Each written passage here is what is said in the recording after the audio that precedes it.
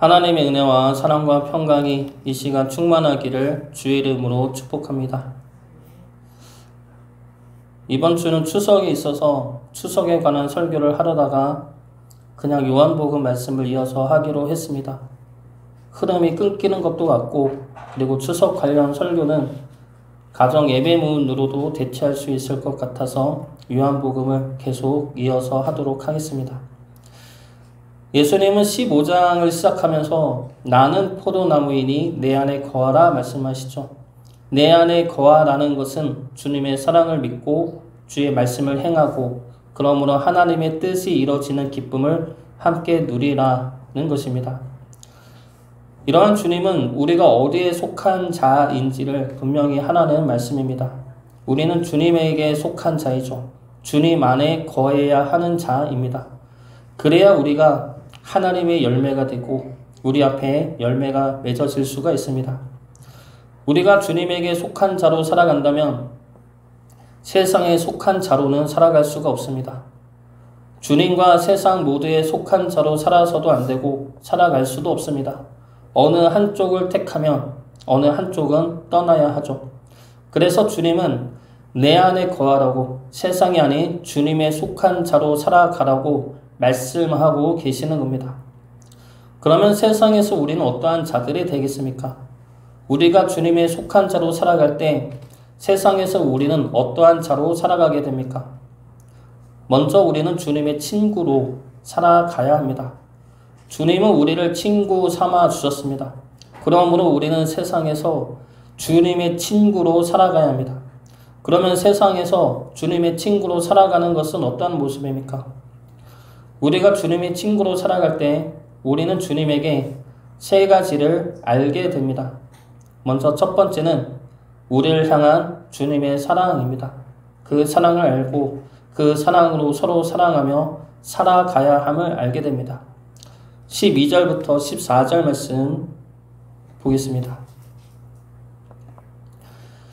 내 계명은 곧 내가 너희를 사랑한 것 같이 너희도 서로 사랑하라 하는 이것이니라. 사람이 친구를 위하여 자기 목숨을 버리면 이보다 더 큰 사랑이 없나니 너희는 내가 명하는 대로 행하면 곧 나의 친구라. 주님은 우리에게 내가 너희를 사랑한 것 같이 서로 사랑하라 라는 계명을 주시면서 이것을 행하면 곧 나의 친구라 말씀하십니다. 이것은 이렇게 행하면 친구로 삼아준다는 말씀이 아닙니다. 이미 주님은 우리를 주님의 친구로 대하고 계십니다. 친구는 함께하는 것이고 서로를 위하는 것이고 서로를 아껴주는 것입니다. 주님이 우리를 친구로 대하고 계시다는 것은 우리와 함께하면서 우리를 위해 모든 것을 지켜주고 내어주고 계시다는 겁니다. 자신의 생명까지 내어주어 우리를 살리신 그 사랑이 우리를 향한 주님의 사랑이죠. 주님은 그렇게 우리를 대하고 계십니다. 그러므로 우리 역시 주님의 친구로 세상에 나가야 합니다. 교회에서만, 주일에만 주님의 친구로 있는 것이 아니라 세상 속에서 주님의 친구로 서야 한다는 것이죠. 주님의 친구로 선다는 것은 주님과 함께하며 주님의 편을 들며 주님을 위해 사는 것을 말합니다. 주님과의 우정과 사랑을 끊거나 포기해서는 안 된다는 것이죠. 저는 중고등학교 때 가장 친한 친구가 2명이 있었습니다. 이 2명의 친구는 초등학교 때부터 같은 학교를 다니면서 친해지게 된 친구인데, 근데 시골이라 학교가 하나밖에 없었습니다. 초등학교 하나, 중학교 하나. 그래서 대부분의 아이들이 초등학교부터 고등학교까지 같은 학교를 다니게 되었는데, 반도 한 반에서 2반 정도밖에 없어서 학년이 바뀌어도 같은 반인 경우가 많았습니다. 그런 환경에서 초등학교 때부터 이상하게 친해진 친구가 둘이 있어서 같이 잘 놀았습니다. 그런데 저까지 3명이죠. 셋 다 성격이 다 달랐습니다.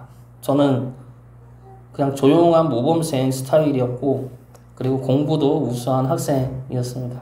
비록 시골이지만, 시골이라 우수해봤자 특출난 것도 없지만 그 시골 환경 속에서 그래도 상위권에 속했습니다. 다른 한 명은 공부는 못했는데 힘은 우리 학년에서 제일 센 친구, 운동도 제일 잘하는 친구였습니다. 그리고 또 다른 한 명은 어른들이 싫어하는 스타일의 친구였습니다. 소위 날라리라고 하죠. 그래서 그 친구는 중3 때부터 술, 담배를 배우고 오토바이에 빠지고 그리고 밤에 노는 것을 좋아하는 친구였습니다.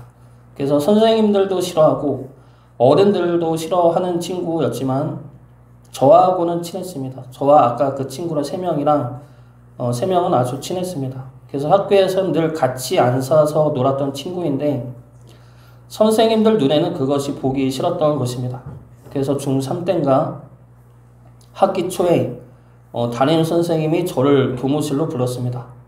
그러고서는 한다는 이야기가 너를 위해 하는 이야기인데 그 친구랑 어울리지 말라 그러는 겁니다. 생각지도 못했던 이야기죠. 그래서 네 하고 같이 놀았습니다. 그 친구한테도 이야기했죠. 선생님이 너하고 놀지 말랜다. 그러고 같이 놀았습니다. 그래서 그때 담임 선생님이 영어 선생님이었는데 그 선생님도 화가 난 것이죠. 감히 내 말을 안 들어? 그래서 화가 나서 영어 시간마다 수업을 시작할 때 저에게 처음으로 영어 해석을 시켰습니다. 저를 공부시키려는 목적이 아니라 저를 때릴 구실이 필요했던 것이죠. 그래서 영어 해석을 틀릴 때까지 시키고 틀리면은 손바닥을 때렸습니다. 그리고 수업을 시작하죠. 그렇게 1년을 한 것 같습니다. 근데 영어 선생님이라 별로 아프진 않았습니다. 근데 어찌됐든 그래서 그렇게 1년 동안 했는데 지나고 봤는데 그게 잘한 선택인 것 같습니다. 그때 그 친구를 버리지 않고 버릴 수도 없었고 같이 놀았던 것이 그렇게 자랑스러울 수가 없습니다. 만약에 그때 선생님 말대로 그 친구를 버리고 안 놀고 그랬으면 제 자신에 대해서 상당히 혐오감과 실망감이 들었을 것입니다.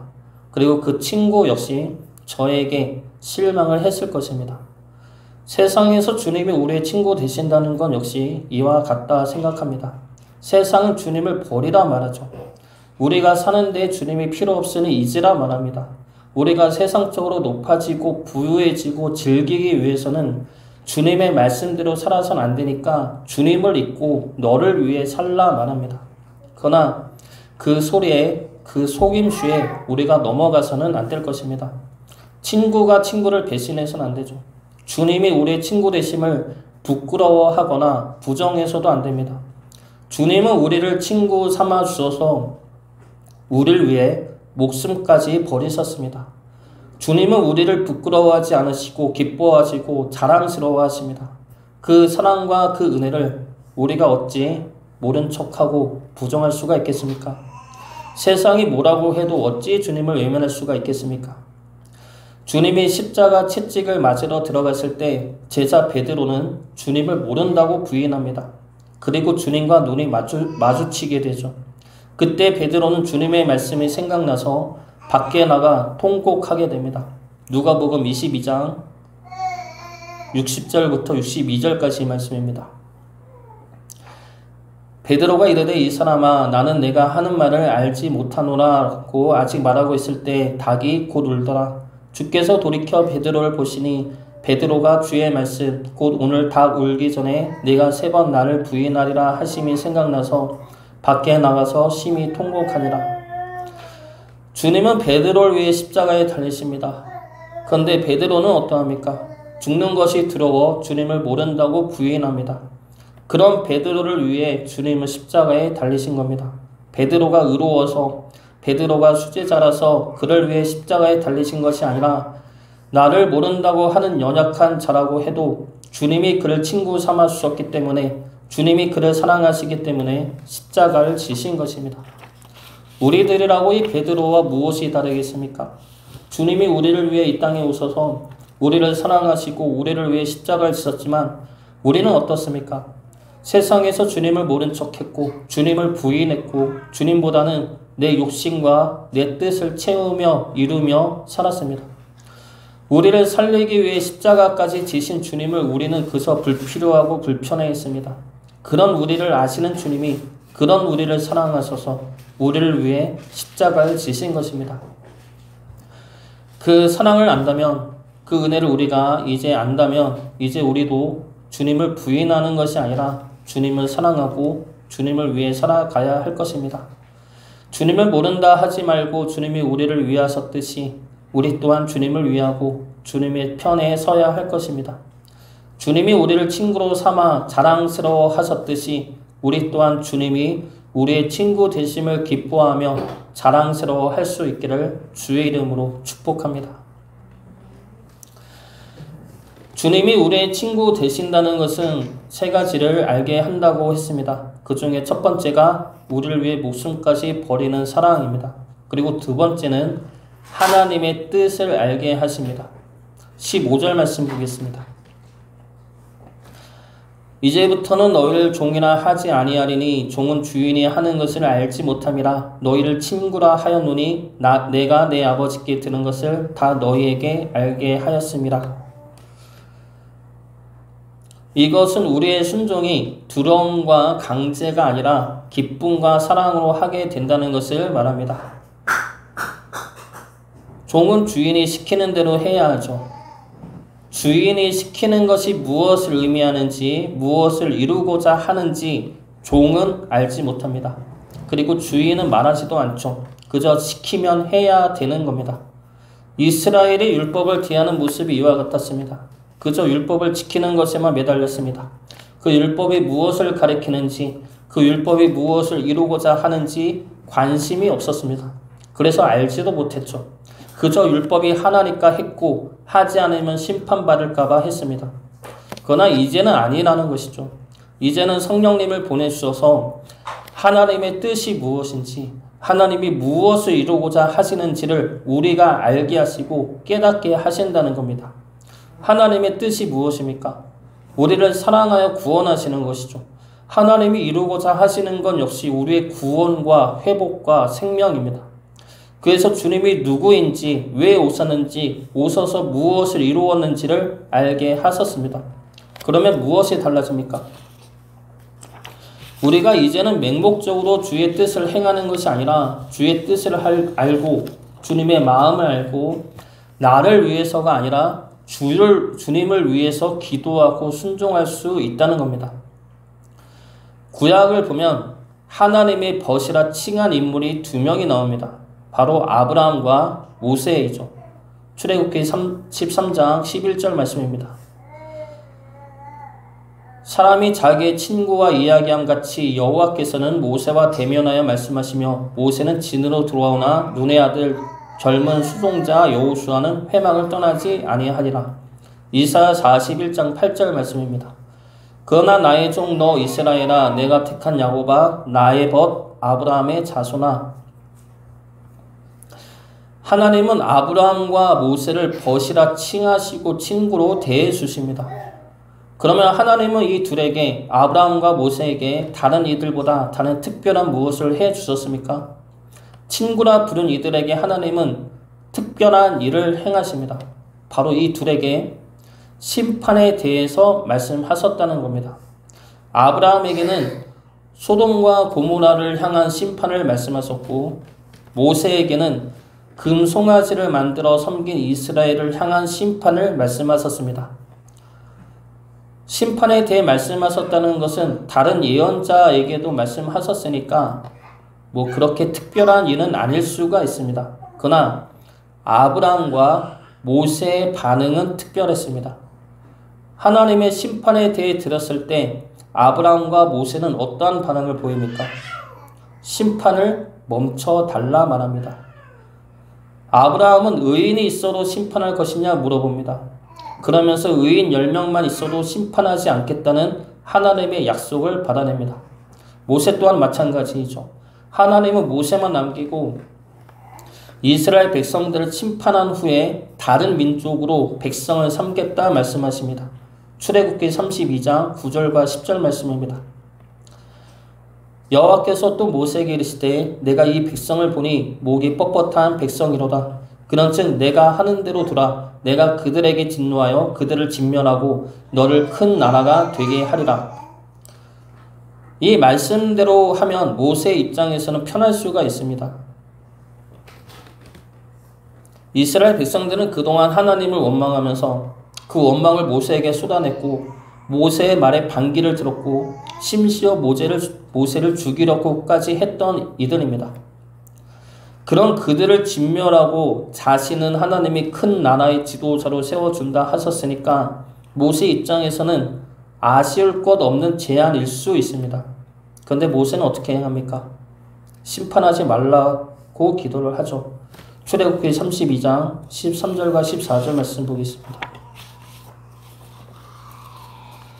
주의 종 아브라함과 이삭과 이스라엘을 기억하소서. 주께서 그들을 위하여 주를 가리켜 맹세하여 이르시기를 내가 너희의 자손을 하늘의 별처럼 많게 하고 내가 허락한 이 온 땅을 너희의 자손에게 주어 영원한 기업이 되게 하리라 하셨나이다. 여호와께서 뜻을 돌이키사 말씀하신 화를 그 백성에게 내리지 아니하시니라. 아브라함과 모세의 공통점이 무엇입니까? 하나님의 뜻을 알고 하나님의 뜻대로 기도를 하였다는 겁니다. 하나님이 이들에게 심판을 말씀하신 것은 심판하기 위함이 아니죠.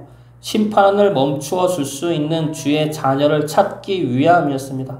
다시 말해 하나님은 심판이 아니라 구원과 생명을 위한 기도자를 찾고 계셨고 그러한 주의 자녀를 찾고 계셨던 겁니다. 아브라함과 모세는 그러한 하나님의 선하신 속성과 은혜의 성품을 알고 있기 때문에 이러한 기도를 할 수 있었던 겁니다. 주님이 우리를 친구로 삼아 주셔서 하나님의 뜻을 알게 하셨다는 것은 바로 이러한 의미입니다. 우리가 주님의 마음으로 기도하기를 원하고 계시다는 겁니다. 주님의 뜻을 알고 그 뜻이 이루어지길 구하고 원하고 계시다는 것이죠. 지금까지는 우리만 알았습니다. 우리의 뜻만 중요시했습니다. 그래서 하나님에게 구하는 것은 내가 원하는 것, 내가 필요로 하는 것을 구하였습니다. 나를 힘들게 하는 이에게는 하나님의 심판이 임하기를 기도했고 나의 삶에 대해서는 세상적인 축복과 물질의 형통을 구하였고 내가 하는 일에 대해서는 하나님의 능력이 임하여 내가 원하는 성공이 이루어지기를 구하였습니다. 그 모든 것들 가운데에는 주님의 뜻은 없었습니다. 주님의 뜻이 아니라 내 뜻만 강요했고 내 생각만 중요시했습니다. 그러나 이제는 주님의 마음을 알아달라는 겁니다. 내가 너희를 친구로 삼았으니 이제 친구 되는 주님의 마음과 뜻을 알고 그 뜻을 위해 기도하라는 겁니다. 그러면 그 기도가 하나님의 뜻이 되고 능력이 되어 역사가 이루어진다는 겁니다. 하나님은 우리 아빠를 사랑하셨습니다. 우리 엄마는 믿지 않는 우리 아빠가 미웠습니다. 그러나 하나님은 하나님이 사랑하는 아빠를 위해 우리 엄마가 기도하고 같이 사랑해 주기를 원하셨습니다. 우리 엄마가 하나님의 그러한 마음과 뜻을 깨닫고 기도했을 때 하나님은 기쁨으로 하나님의 뜻을 이뤄 나가셨습니다. 바로 구원과 생명과 회복이죠. 우리를 친구 삼으신 주님은 우리에게 하나님의 뜻을 알게 하십니다. 그러므로 그 뜻을 위해 기도하고 그 뜻을 위해 같이 동역해 나가기를 원하십니다. 이제는 내 뜻만을 고집하는 것이 아니라 우리를 친구 삼으신 주님의 마음과 뜻을 헤아려 주의 뜻을 위해 기도하며 그 뜻을 이루어갈 수 있기를 주의 이름으로 축복합니다. 주님이 우리를 친구로 삼아 주심은 세 번째로 우리로 하여금 열매를 맺게 하십니다. 16절 말씀 보겠습니다. 너희가 나를 택한 것이 아니요 내가 너희를 택하여 세웠나니 이는 너희로 가서 열매를 맺게 하고 또 너희 열매가 항상 있게 하여 내 이름으로 아버지께 무엇을 구하든지 다 받게 하려 함이라. 여기에서 열매는 지난주에도 보았듯이 두 가지를 의미합니다. 크게 두 가지를 의미하죠. 하나는 성령의 열매라고 해서 내 자신이 하나님의 거룩한 열매로 성화되는 것입니다. 그리고 두 번째는 구원의 열매라고 해서 나를 통해 복음이 흘러가 열매가 맺어지게 되는 것을 말합니다. 주님이 우리를 친구 삼아 주셨다는 것은 이러한 일을 우리와 함께 하시겠다는 겁니다. 그러나 감사한 것은 주님은 우리를 친구 삼아 주셨으니 가서 열매를 맺으라 말씀하시는 것이 아닙니다. 주님이 우리로 하여금 열매를 맺게 하겠다 말씀하시죠. 왜냐하면 우리가 주님을 택한 것이 아니라 주님이 우리를 택하였기 때문입니다. 주님이 우리를 택하셨다는 것은 주님이 책임지시겠다는 뜻이죠. 택한 것에 대한 책임이 주님에게 있고 주님은 그 책임을 다하여 택한 우리로 하여금 열매를 맺도록 이끌어 가시겠다는 겁니다. 하나님은 아브라함을 택하셨습니다. 그래서 아브라함에게 어떻게 행하십니까? 오랜 세월 아브라함을 갈고 닦아 믿음의 조상으로 세우십니다. 그 과정에서 아브라함은 수도 없이 낭망하고 넘어지고 실족하였습니다. 그러나 하나님은 아브라함을 버리지 않고 끝내 기엽고 믿음으로 순종하는 주의 자녀로 세우셨습니다. 이것이 하나님의 택하심이죠. 내가 너를 택했다는 것은 취소되지 않는 택하심입니다. 취소하면 하나님의 택하심이 잘못된 것임을 증거하는 것이기 때문에 취소될 수가 없고 하나님의 택하심은 잘못된 택하심일 수도 없습니다.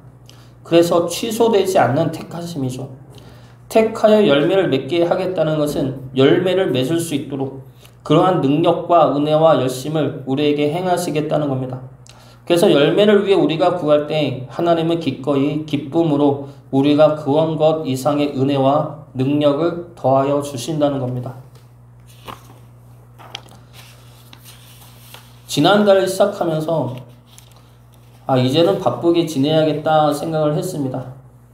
원래 게으른데 삶에 만족하니까 점점 더 게을러지는 것 같아서 바쁘게 지내야겠다 생각을 하고 아내에게도 여러 번 말을 했습니다. 이제 나는 바쁘게 지낼 거야. 바쁘게 지낼 거야. 그런데 아내가 무슨 일 있어요? 그래서 일은 없어. 계획도 없어. 근데 바쁘게 지낼 거야. 그랬습니다. 마음만 바쁘게 지내야겠다 생각을 하고 근데 구체적인 계획이나 일을 만들 생각은 없었습니다. 근데 신기하게도 지난달 너무 바쁘게 지냈습니다. 지방 목사님들도 5번이나 만나고 생각지 않았던 말씀 집회도 초청해서 하게 되었고 그리고 내가 생각지 않았던 일들이 계속해서 생겨나서 나름 바쁘게 보낸 한 달이었습니다. 그래서 그걸 보면서 아내랑 이야기하기를 신기하다 이렇게 하면서 깨달은 게 하나님이 기다리셨나 보다. 게으른 내가 결단하기를 기다리셨는데 내가 그런 말을 하니까 바로 응답하시는구나 라는 생각이 들었습니다. 하나님은 우리가 하나님의 뜻과 열매를 위해 결단하고 나아갈 때 우리와 함께 하십니다. 함께 하시어 그 일들이 하나님의 뜻이 이루어지도록 역사에 나가십니다. 하나님의 뜻을 따라 결단하고 행하심으로 하나님의 열매가 우리 안과 우리 앞에 풍성히 열리기를 주의 이름으로 축복합니다. 주님은 우리를 주의 친구로 삼으셨습니다. 우리를 친구로 삼으시어 주의 사랑을 부어주시고 하나님의 뜻을 알게 하시고 열매를 맺게 하십니다. 이제 우리도 주님의 사랑을 믿고 하나님의 뜻을 위해 나아감으로 우리에게 예배해 두신 열매를 맺으며 살아갈 수 있기를 주의 이름으로 축복합니다.